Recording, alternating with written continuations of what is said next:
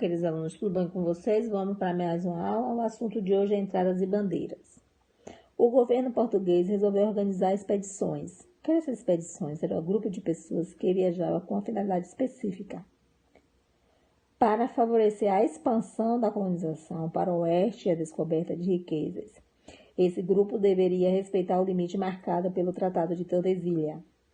Essas expedições deveriam também exterminar ou capturar os indígenas que encontravam no caminho, recorrer e explorar o território brasileiro. A primeira entrada foi realizada por Américo Vespúcio, que comandou cerca de 30 homens, entrando 40 léguas para o sertão, na altura do Cabo Frio, no atual Rio de Janeiro.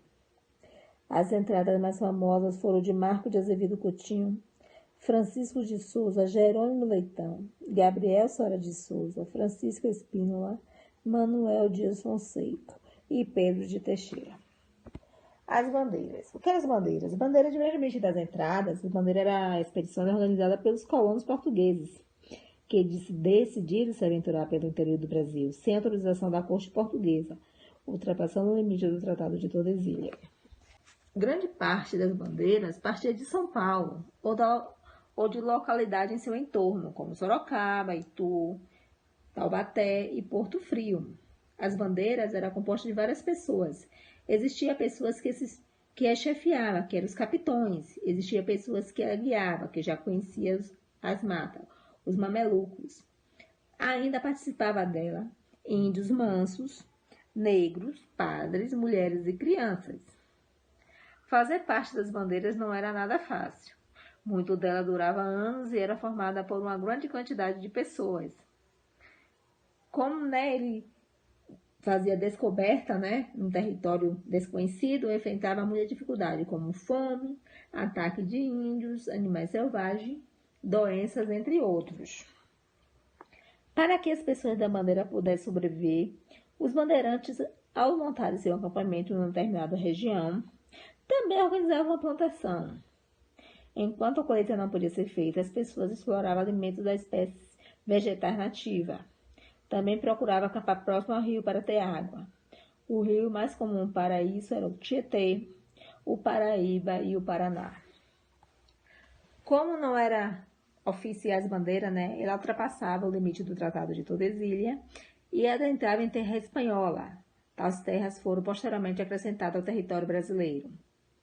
Diferentemente do que se costuma dizer, as bandeiras não povoavam o Brasil, pois este já era bastante povoado pelos indígenas. Na realidade, em algumas cidades, as expedições, ela despovoou a região, porque destruiu tribos de índios inteiras, porque esses índios eram vendidos como escravos. O ciclo da bandeira. O período em que as bandeiras existiam pode ser dividido em ciclo da caça ao índio e ciclo da mineração. O ciclo da caça ao indígena, os bandeirantes dedicavam-se a capturar indígena para vendê-lo como escravo para a lavoura. Muitos bandeirantes desse ciclo tornaram famoso, como Antônio Raposo Tavares, Manuel Preto, Fernando Dias Paz, Bartolomeu Bueno da Silva, Domingo Jorge Velho e Borba Gatos. Agora a gente vai falar um pouquinho desses bandeirantes. Quem eram esses bandeirantes? Antônio Raposo Tavares foi um bandeirante que percorreu de norte a sul o território brasileiro pelo interior, em busca de indígenas para vender como escravo. Esse bandeirante atacou diversas aldeias jesuítas localizadas em território espanhol. Tal ação teve como efeito a integração ao Brasil de grandes extensões territoriais. Manuel Preto foi fundador da freguesia do Ó, em São Paulo, e comandante da expedição que foi contra o aldeamento do jesuíta de Guairá, em 1628. Fernão Dias Paz ficou conhecido como Caçador de Esmeralda, porque partiu de São Paulo à procura de esmeralda. Esse bandeirante morreu segurando um saco cheio de pedras verdes que acreditava ser esmeralda, o que lhe rendeu o título de governador das Esmeraldas. Também foi responsável por dar início ao período de mineração do ouro em Minas Gerais. Outro foi Bartolomeu Bueno da Silva, foi o famoso bandeirante que colocou fogo em aguardente e fez os indígenas acreditarem que faria o mesmo com eles, caso não lhe dissessem onde encontrar ouro. Com medo, os indígenas disseram. É o primeiro bandeirante a explorar a região onde atualmente é o estado de Goiás. Borba Gatos era genro de Fernão de Paz.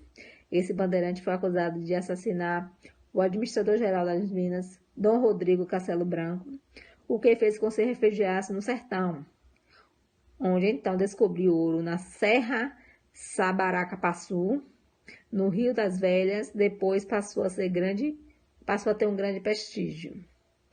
Domingo Jorge Velho foi o bandeirante responsável pela destruição do Colônia dos Palmares, cujo líder foi Zumbi do Palmares. O Quilombo dos Palmares abrigava muitos escravos fugidos e já havia lutado contra outras expedições. No ciclo da mineração, os bandeirantes dedicavam-se a encontrar e explorar riquezas minerais, ouro, diamante, prata. Nesse período, os bandeirantes exploravam em torno do rio Tietê e Paraíba. Depois chegaram à Serra da Mantigueira e foram até o Vale do Rio São Francisco, local onde encontraram o ouro. Logo após, outras minas foram descobertas em Goiás, no Mato Grosso. Os principais bandeirantes do ciclo do ouro da mineração foram Fernão Dias, que explorou a região de Minas Gerais à procura de esmeralda, não conseguindo encontrá-la. Bartolomeu Bueno da Silva, que descobriu o ouro em Goiás. Pascoal Moreira Cabral, que descobriu ouro em Cuiabá. Rodrigo Azão e Borbas Gatos, que descobriu ouro em Minas Gerais. As bandeiras do ciclo da mineração trouxe várias consequências, entre elas descoberta de riquezas minerais, povoamento do interior do país, expansão territorial da região centro-oeste. Vamos falar um pouco das noções. Noções do que eram noções? Noções foram os bandeirantes paulistas que se deslocavam pelo rio a fim de abastecer de alimentos, instrumentos de trabalho, pólvora e arma, o que se dedicava à procura de minério. Era organizada por Pascoal Moreira Cabral. Os tratados do limite assinados entre Portugal e Espanha no século XVII só confirmaram as conquistas territoriais dos bandeirantes, resultando na configuração atual do Brasil. Tá certo? Vamos para a nossa atividade. A nossa atividade está no livro de História, na página 49, 50, tá certo?